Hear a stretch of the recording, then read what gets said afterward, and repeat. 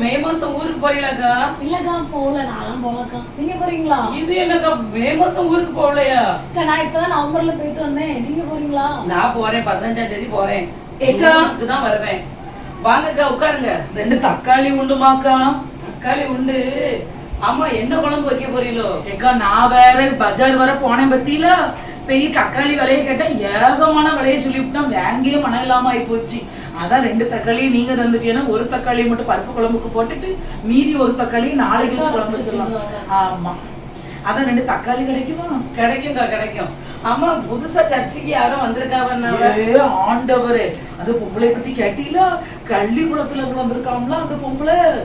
ஆனா பாக்க சிட்டு போல இருக்கு. ஜபத்தை பாத்தியன்னா என்ன ஜபம் தெரியுமா? ஒரு பொம்பளைக்கு பேய் பிடிச்சிருந்துச்சு, இவ்விய கடந்துச்சு பண்ண ஜபத்துல.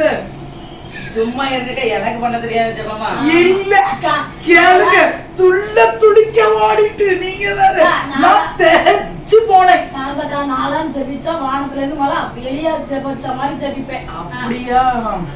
என்னமோ நான் அந்த பொம்பளைய ஜெபிக்கும் போது நான் கண்ணே மூடலக்கா. அவைய வாயையும் கையையும் நான் பார்த்தேன்.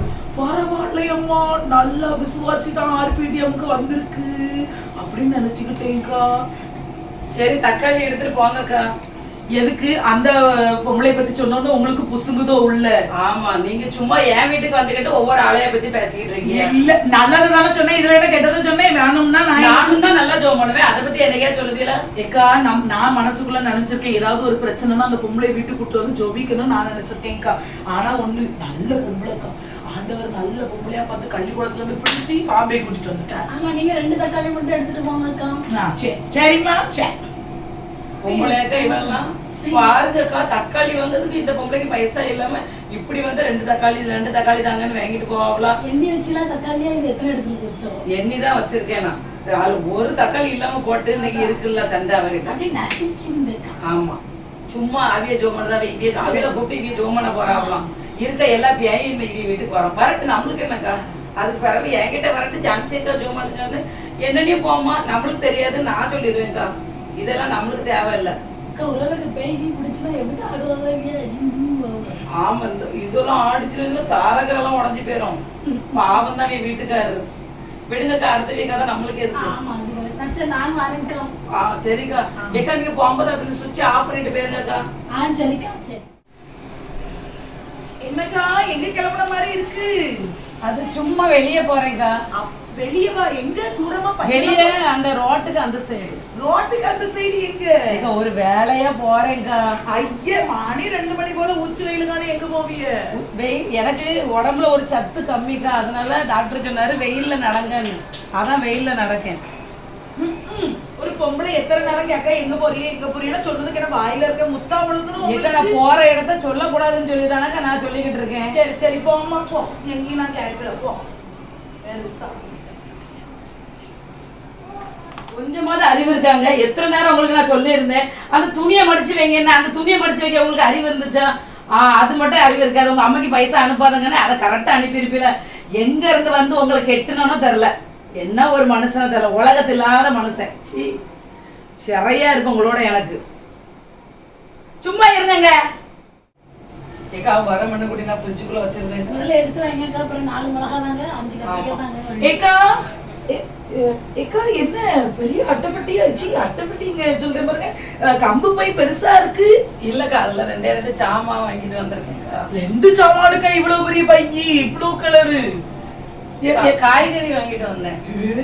அம்மா, இவ்வளவு காயாமா? புரியணும், கொண்டாடி 2 பிள்ளைகளும் இருக்கிறதுக்கு இவ்வளவு காயா? நீங்க வந்து அப்பப்போ வாங்குறீங்களா, அதை உங்களுக்கு சேர்த்து வாங்கி வச்சிருக்கோம். ஆமா, ஏன்னா 4 தக்காளி வந்துட்டு பேச்சு. எதுக்கு உங்களுக்கு பேச்சு? 4 தக்காளி 50 ரூபா. என்னது பையி குறைஞ்சது அந்த காய்கறி வாங்குறதுக்கு ஒரு 1000 ரூபாய் ஆகும். ஆயிருக்குமா? அது நானே கணக்கு பார்க்கல என் காய்கறிய. நீங்க என்னக்கா கலர் பாக்க இல்ல, இருந்தாலும் அம்மா உங்களுக்கு 2 மிளகா வேணுமா வாங்கிட்டு போங்க. ஐயோ இல்லக்கா, நான் இப்ப மார்க்கெட்டுக்கு லேசா போகணும்னு நினைச்சேன்ல. நீங்க நினைப்பீங்க, ஆனா ஒரு நாளும் போக மாட்டீங்க. சும்மா உங்களுக்கு ஒரே குசும்பு. பிறகு நான் நினைச்சேன் ஒரு அட்டைப்பட்டி, இப்படி அட்டைப்பட்டின்னு தான் வருது. ஏன்னா அன்னைக்கு ஒரு நாள் அட்டைப்பட்டி கிட்னி பத்திலாம் கண்ணுக்குள்ளே இருக்கு, போக மாட்டேங்குக்கா. எனக்கு என்ன அரைக்கீரை வாங்கிட்டு வந்திருக்கியா ஜான்சி? அரைக்கீரை இல்லக்கா, முழுக்கீரை வாங்கியிருக்கேன். என்ன ரொம்ப ஓவரா தான் பேசிக்கிட்டு இருக்கிய போல. ஏன்னா நாங்க என்ன கீரை வாங்கி திங்காமலே இருக்கோம். சும்மா எதை சொன்னாலும் நமக்கு பாத்திரத்தை இவ வளர்க்கனா உடம்பு குறைஞ்சிருக்கோம்லக்கா.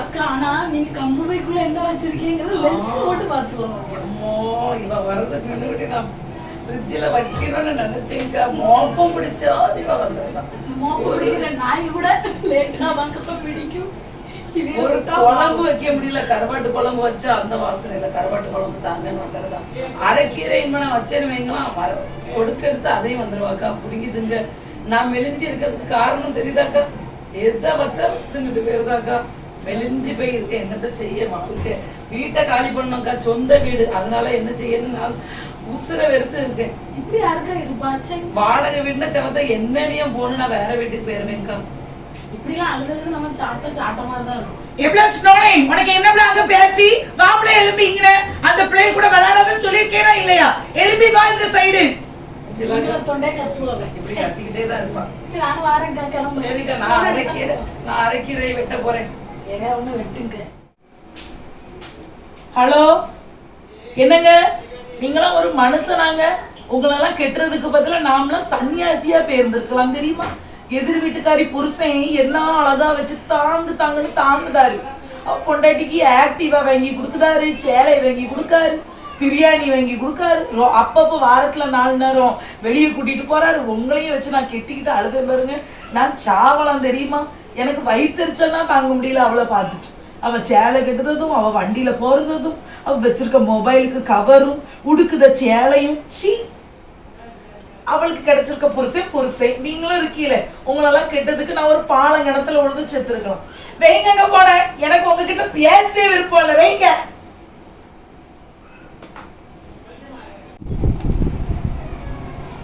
ஹலோ, என்னங்க தம்பி, என் தம்பி 3 பேரும் வாராவ. நீங்க சீக்கிரம் வாங்குங்க, மட்டன் எடுங்க. அவன் பெரியவனுக்கு மட்டன் தான் பிடிக்கும்.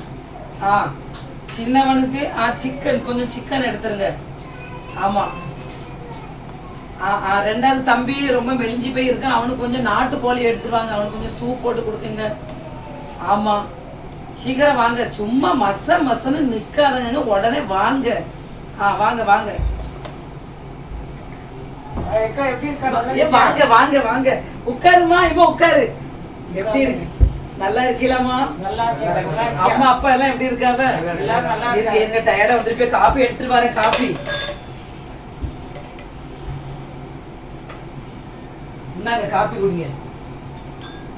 அத்தா நல்லா இருக்கா? அத்தா நல்லா இருக்காவம்மா. இப்ப வருவாவ, மட்டன் எடுத்துச்சு. அப்படியா? ஆமா, குடிங்க குடிங்க. குடிச்சிட்டு மேல போய் ரெஸ்ட் எடுங்க கொஞ்ச நேரம். ஃப்ரெஷ் ஆகணும்னாலும் மேல பாத்ரூம் இருக்குன்னா போங்க. நல்லா இருக்கா? தங்கச்சி சாரதாவை என்ன சொல்ல? அவ பக்கத்து வீட்டுக்காரி சாரதாவை தானே கேட்டா. அவளை பத்தி பேசாதம்மா. அவ என்னாலும் ஒன்னும் கரிச்சு தான் கொட்டிக்கிட்டு இருக்கா. நீ எதுக்கு அவளை பத்தி பேசிக்கிட்டு இருக்க? மாறலையோ? மாறவே இல்லை. அவ என்னைக்கு மாறுவா? எல்லா இதுலயும் அவளை பாவி லிஸ்ட்ல தான் நான் வச்சிருக்கேன். சரி, இந்த அத்தாமா போ, மேல போய் எல்லாம் போய் ஃப்ரெஷ் ஆகுங்க, போங்க. ஹலோ, எவ்வளவு நேரமா இந்த ஆனந்திக்கு போன் அடிக்க, எப்படி போன் பிசி வருது? ஹலோ, சொல்லுங்க. எவ்வளவு நேரம் போன் அடிச்சிட்டு இருக்கேன், போன் பிசி வந்துட்டு இருக்கு. வீட்டுக்குள்ள புருஷா இருக்காரு, நீ யார்கிட்ட பேசிட்டு இருக்கா? எங்க மைனி கிட்ட பேசிட்டு இருக்கேன். மைனி கிட்ட இவ்வளவு நேரமா கதை விடுவா? வீட்டுக்கு வா நீ முதல்ல. இந்த வாரேன். இவ முதல்ல லைனே சரியில்லம்மா. என்னத்த இவள்கிட்ட கடந்து சந்தகா என்ன ஏக்கு குட்டியவளா கட்டிலம்மா. என்ன நடந்துச்சு தெரியுமா? இது 2 நாளும் ஜான்சி வீட்டுல ஒரே பையன் போக்கும் வரத்துமா இருக்கு தெரியுமா? ஐயோ, என்ன சொல்றீங்க? ஆமாக்கா, என்னத்த சொல்ல எனக்கே தெரியல. அந்த 3 பையன்கள்ல எனக்கு ஒரு பையனு நல்லா தெரியும்.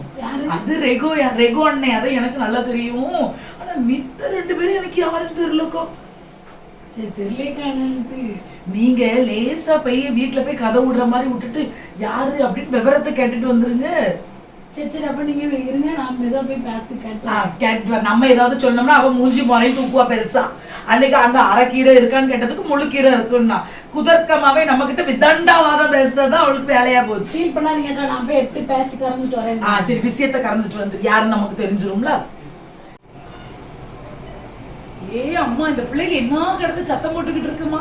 யாமா நீங்க இப்படி பண்ணிட்டு இருக்கீங்க? பிள்ளையெல்லாம் அப்படி ஆயிப்பலாமா? நீங்க போங்க அங்க போய் இருந்து விளையாடுங்க. என்ன உசுர எடுக்குமா இந்த பிள்ளைகள் கிடந்துச்சு.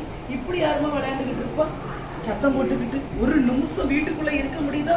நெஞ்சு வலியே எனக்கு வந்துடும் இந்த பிள்ளைகளை வச்சு. சான்சி அக்கா என்ன ஆளை காணோம்? சொல்லுங்கக்கா. எங்க கிளம்பி இருக்கிய? இது என்னமா ஒரு நல்ல காரியத்துக்கு போகும்போது இப்படி ஒத்தி வீட்டுக்குள்ள இப்படி கருப்பு சேலை கட்டிக்கிட்டு இருக்கலாமா? போற காரியம் விளங்குமாமா? என்ன என் வீட்டுக்குள்ளதானக்கா நான் சேலை கட்டிக்கிட்டு இருக்கேன். வெளியே ஒரு இடத்துக்கு நான் முக்கியமான வேலைக்கு நான் கிளம்பி இருந்தேன், தம்பிக்கு பொண்ணு பார்க்கறதுக்கு. இப்படி கருப்பு சேலை கட்டி இருக்கல, இனிமேல் இதை பார்த்துட்டு நான் போனா அந்த காரியம் என்னத்த சொல்ல? பிடிங்கக்கா சாவிய, நான் வெளியே ஒரு 15 நிமிஷம் இருந்துட்டு போறேன். என்னத்த சொல்ல? அந்த வீட்டுல போய் சாவியை கொடுத்துட்டு போயிருக்கலாம்ல, எதுக்கு என் வீட்டுல வந்து சாவியை தரணும்? சாவியை தாங்கக்கா. என்ன பொம்பளை மச்சி மேல இருந்த என்னையா இப்படி இதெல்லாம் எங்க இருந்தா வந்து எனக்குன்னு வந்து வாக்கியமோ தெரியல. என்னத்த சொல்லமா? தலைவிதியா இருக்கு. வீட்டை காலி பண்ணிட்டு போயிடலாமா நான் நினைக்கிறேன்மா. சாரதாக்கா அது எது ஃபங்க்ஷனுக்கு போகணும்னு எல்லாம் போகலையா நீங்க? என்னத்தக்கா சொல்ல, கிளம்பி இருந்தேன் தெரியுமா? அழகா அந்த ஏதாவது ஒரு ஃபங்க்ஷனுக்கு போகும்போது கருப்பு பூனை நம்மளை கிராஸ் பண்ணி போயிட்டு அப்படின்னா அந்த போற காரியமே விளங்காதுன்னு சொல்லுவாங்க. அதே மாதிரி தான்க்கா கல்யாணம் தம்பிக்கு பொண்ணு பார்க்கணும்னு கிளம்புறேன். கிளம்பி சாவியை கொடுக்கலான்னு பார்த்தேன். சரி, கருப்பு சேலையை உடுத்துட்டு முன்னால வந்துருக்காக்கா. அப்படி யார் கருப்பு சேலையை உடுப்பா? பிறகு அந்த காரியம் முதல்ல உருப்பிடுமா நீங்க சொல்லுங்கக்கா. அதான் எனக்கு விருப்பமே இல்லைக்கா. இவ்வளவுலாம் வச்சுக்கிட்டு எனக்கு தலைவலியா இருக்கு. அதான் நான் நீங்க கிளம்பிட்டுலாம் சேர்ந்து போலாமான்னு பார்த்தேன். எங்க போக? எங்க உட்காரு தள்ளி உட்காருங்க.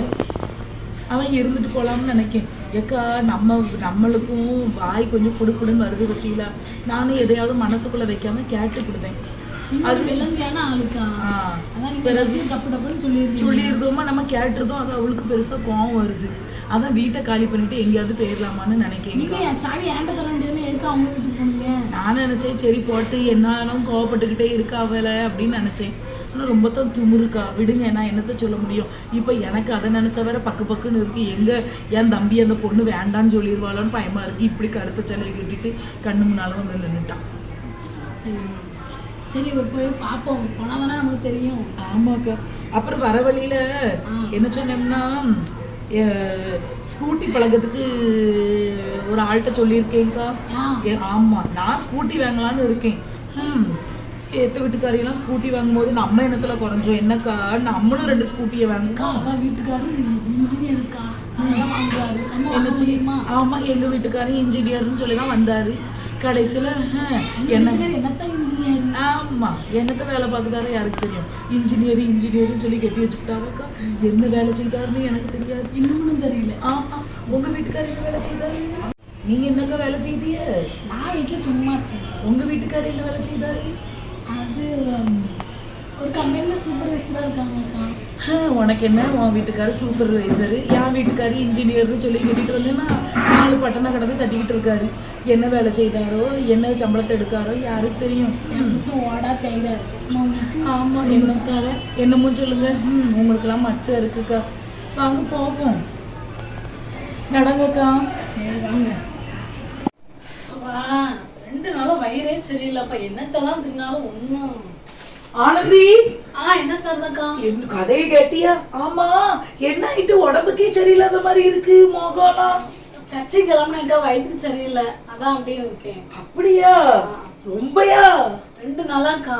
2 நாளாவா? என் பிள்ளைக்கு காலையில இருந்து வயிற்றுக்கே சரியில்லாம இருந்துச்சு.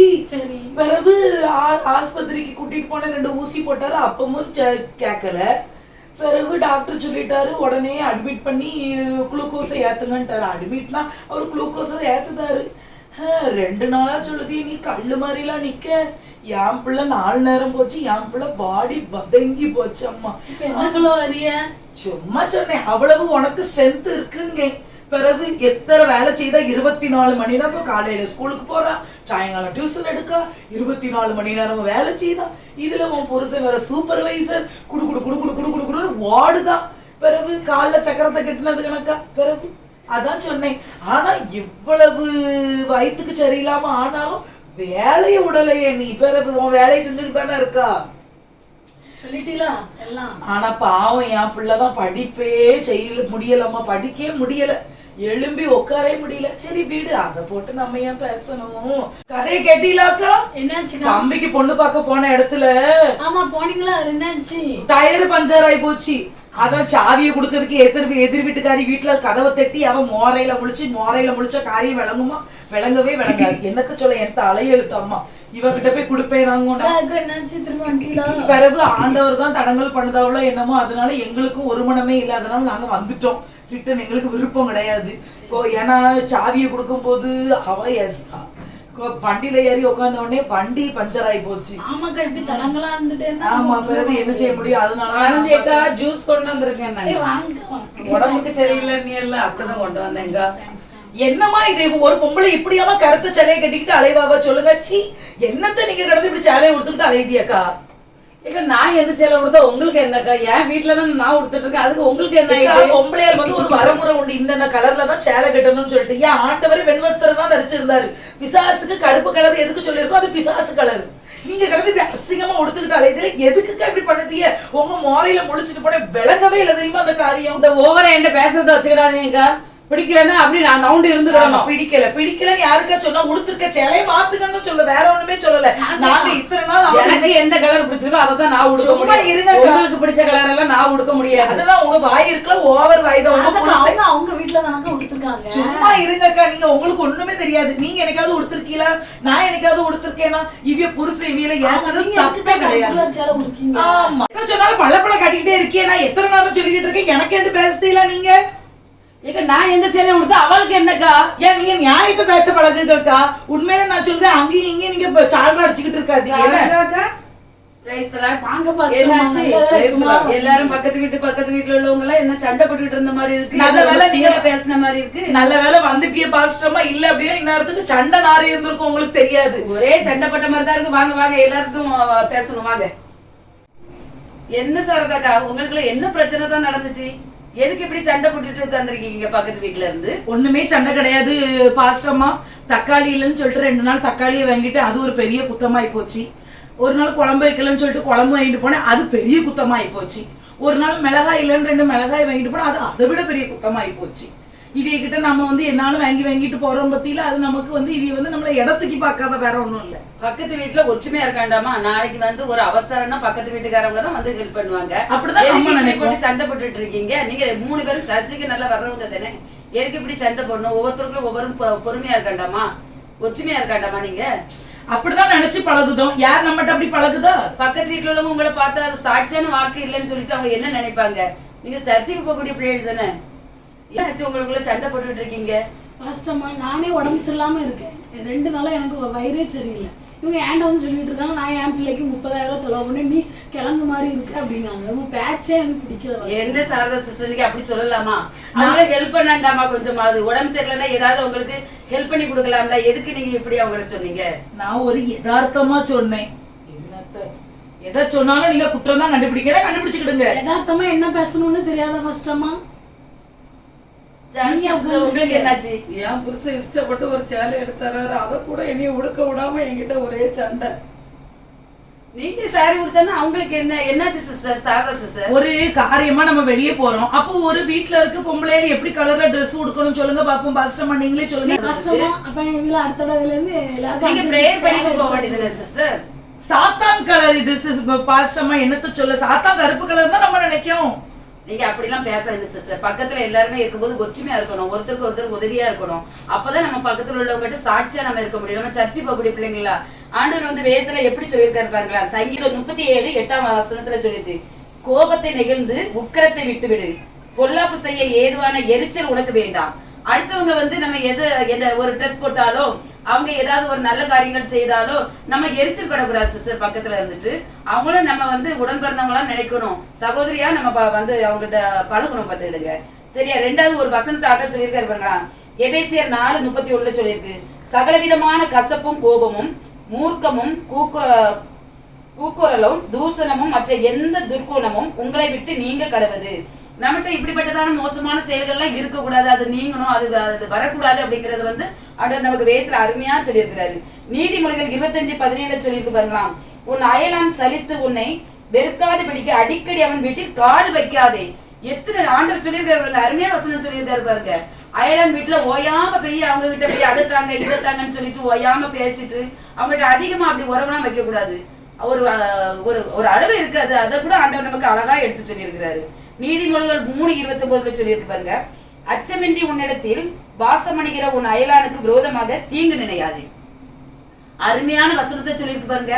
நம்ம அடுத்த வீட்டுல இருக்கிறவங்க பக்கத்து வீட்டுல இருக்கிறவங்களுக்கு நம்ம வந்து அப்படி நடந்துடட்டும் இப்படி நடந்துடட்டும் சொல்லிட்டு நம்ம வந்து தீங்கு நினைக்க கூடாது. சாரதா சிஸ்டர், என்ன வசனம் உங்களுக்கு தெரியுதா? நீங்க வாசித்து பார்த்திருப்பீங்களா? அடுத்த நீதிமொழிகள் வந்து 27:10 சொல்லியிருக்கு பாருங்க, தூரத்தில் உள்ள சகோதரன் இடத்திலும் சமீபத்தில் அயலானே வாசி. தூரத்துல எத்தனை சகோதர பாசங்கள் இருந்தாலும் கூட நம்ம பக்கத்துல இருக்கிறவங்க வந்து நமக்கு அவங்க மட்டும்தான் நமக்கு ஒரு சகோதரி மாதிரி நம்ம நேசிக்கணும்னு சொல்லிட்டு வேதத்துல அருமையா சொல்லியிருக்கு பாருங்க. சமீபத்துல இருக்கிற அயலானே நமக்கு வாசின்னு சொல்லியிருக்கு.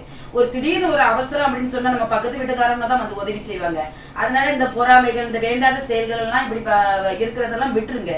ஆண்டோடைய பிள்ளைங்க தானே, நீங்க நல்ல சர்ச்சை போகிற பிள்ளைகள் தானேங்க. அதனால இனி ஒருத்தருக்கு ஒருத்தர் சண்டை போடாதீங்க, ஒருத்தருக்கு ஒருத்தர் நல்லா அன்பா அருமையா அவங்களுக்கு சின்ன சின்ன ஹெல்ப் பண்ணிக்கிட்டு இருங்க. சரியா? சரியா சிஸ்டர்? ஜான்சி சிஸ்டர், புரியுதா நான் சொல்றது உங்களுக்கு? ஒருத்தருக்கு ஒருத்தர் வந்து அன்பா பழகி உதவி பண்ணுங்க. ஒருத்தருக்கு ஒருத்தர் ஏதாவது ஒரு பிரச்சனை வந்துச்சுன்னா உதவி பண்ணுங்க. சரியா? எவ்வளவு ஒரு மதீனமா நான் நடந்திருக்கேன். ஒரு கருப்பு கலர் சேலை கட்டினதுனால நல்ல காரியம் தடாயி போச்சு அப்படின்ட்டு மன்னிச்சுக்கிடுங்க ஜான்சி அக்கா. நீங்க இனிமேல் எந்த கலர்ல கூட நீங்க சேலை கட்டுங்க, அது உங்க உரிமை, அது உங்களுக்கு கொடுக்கப்பட்டிருக்க ஃப்ரீடம். இதுல நான் வந்து தலையிடுறது ரொம்ப பெரிய தப்பு. எப்படி நான் அதை நினைக்கலாம் சொல்லுங்க? ஏசப்பா தான் பாஸ்டமாவை அனுப்பி எனக்கு இந்த வசனத்தெல்லாம் சொல்லி கண்களை திறக்க வச்சிருக்காங்க. மன்னிச்சுக்கிடுங்க ஜான்சி அக்கா. அப்படியெல்லாம் பெரிய வார்த்தை பேசாதீங்க. நானும் எத்தனையோ காரியத்துல உங்க மேல கோவப்பட்டு உங்களை நான் ஏசிருக்கேன், நீங்களும் என்னை மன்னிச்சுக்கிடுங்க. அது வந்து ஆனந்தேக்கா மன்னிச்சுக்கிடுங்க. நான் வந்து எதுக்கு சொன்னேன்னா, என் பிள்ளை வந்து ஒரு பொறாமையில சொல்லிட்டேங்க்கா. அவ சின்ன வயசு பிள்ளை, நீங்க கொஞ்சம் வயசா ஜாஸ்தி, பிறகு நீங்களே நல்லா இருக்கியே என் பிள்ளைக்கு இப்படி ஆயிட்டுன்னு கொஞ்சம் ஒரு பொறாமையில சொல்லிட்டேங்க்கா. மன்னிச்சுக்கிடுங்கக்கா. பரவாயில்லக்கா, நானும் நீங்க பேசுனது நான் பெருசா எடுத்துக்க கூடாது, அதையும் நானும் பெருசா எடுத்துறேன். என்னையும் மன்னிச்சிருங்கக்கா, என்னையும் மன்னிச்சிருக்கோங்கக்கா. சரி, Saradha sister, Anandhi sister, Jhansi sister 3 பேருமே மனம் திறந்ததுல எனக்கு ரொம்ப சந்தோஷம். பக்கத்து வீட்டுக்காரங்க நீங்க வந்து எல்லாரும் ஒற்றுமையா இருக்கணும், ஒருத்தருக்கு ஒருத்தர் உதவியா இருக்கணும், ஒருத்தவங்களுக்கு உடம்பு சரியில்லைன்னா கூட வந்து நம்ம கவனிக்கணும். அதை தான் ஆண்டவர் பைபிள்ல நமக்கு சொல்லி இருக்கிறாரு. அதை நீங்க கரெக்டா வந்து ஃபாலோ பண்ணணும். சரியா? ரொம்ப சந்தோஷம் உங்களை பார்த்ததுல, நீங்க மனம் திறந்ததுலயும் எனக்கு ரொம்ப சந்தோஷம். ஒரு சின்ன ப்ரேயர் பண்ணிட்டு நான் கிளம்பட்டுமா?